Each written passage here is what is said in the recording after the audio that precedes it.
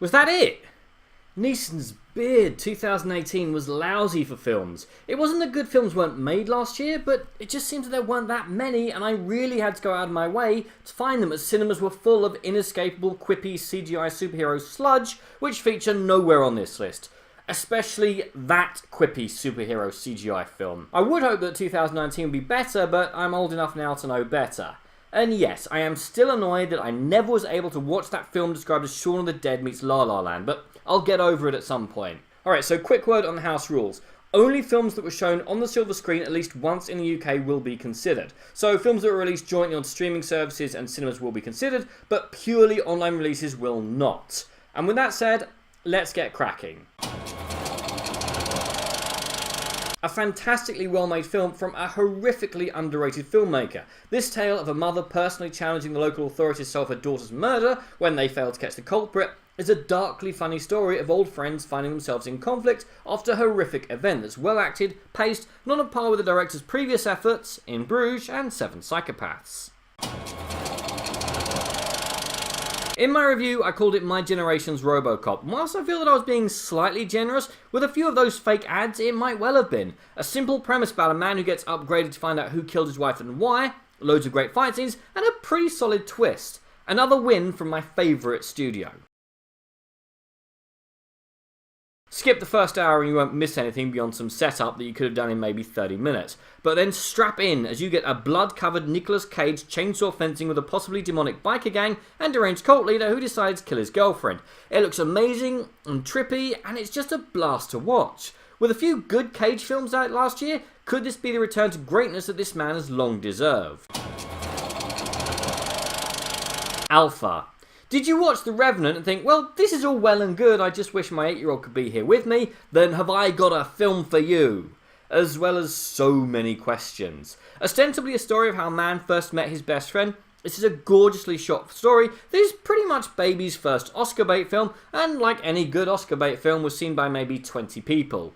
Which is a shame. No, I wasn't planning to put this in the top 10 either. In fact, I had a nice spot marked out for it in the bottom 10, but this is a really, really good story, especially in the year that was the 100th anniversary of the armistice, as this is the story of real-life Sergeant Stubby, a stray Boston Terrier who becomes a hero during World War I, served for 18 months and participated in 17 battles on the Western Front. He saved his regiment from surprise mustard gas attacks, found and comforted the wounded, and once caught a German soldier by the seat of his pants, holding him there till American soldiers found him. And that's not an ironic name, by the way, as Sergeant Stubby is the only dog to be nominated for rank and then promoted to sergeant through combat. The film is bright, colourful, and the perfect way to introduce your child to the most pointless slaughter in human history. Forget the confusingly popular Bird Box and its Darwin-pleasing challenge, this is one of the tensest experiences that I've had in a cinema possibly ever. Following a family in the aftermath of an alien invasion where the rules are simple, if you make even the slightest sound then you will be killed.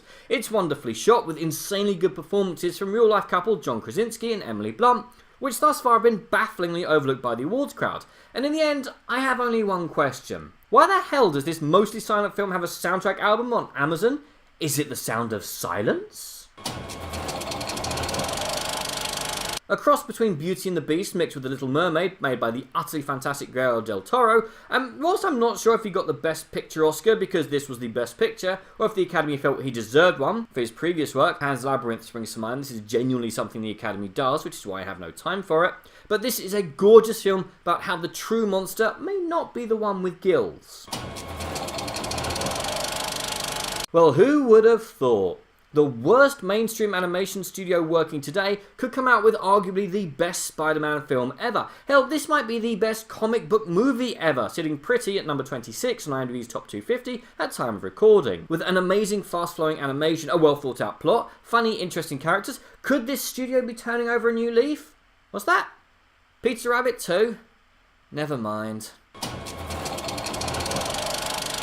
A simple comedy film whereupon a man gets a job in a call centre, learns to use his white voice, and climbs through the ranks like a squirrel racing up an oak tree. It's hysterical and has a lot to say about our society, as well as the nature of capitalism. And finally, it's got one of the biggest left turns I've seen in years. Very funny, very meaningful, and one that's going to be studied for years. Now, I genuinely delayed starting work on this list until after this film came out on download because I knew it was going to be high on the list. At a mere 82 minutes, this is filmmaking at its best. Not a look or word or gesture is wasted in this semi-biographical work about two people of different backgrounds and temperaments who are fatally mismatched and yet condemned to each other for all time. Set against the backdrop of the Cold War, shot in stark black and white and completely in Polish, which meant I had to deal with Amazon's dodgy subtitles again. Seriously, their inability to cater for the hearing impaired is something shocking, but even then, this is amazing filmmaking and a masterclass in how to make affecting romantic films without falling into those tiresome cliches, and also, it's nice to see a Cold War film that isn't chock full of spies. But what did you guys think, and what was your #1 film of last year? Comment below, let me know. I'm Daniel, it's been a dunking. If you've enjoyed this film, please like, share, and subscribe.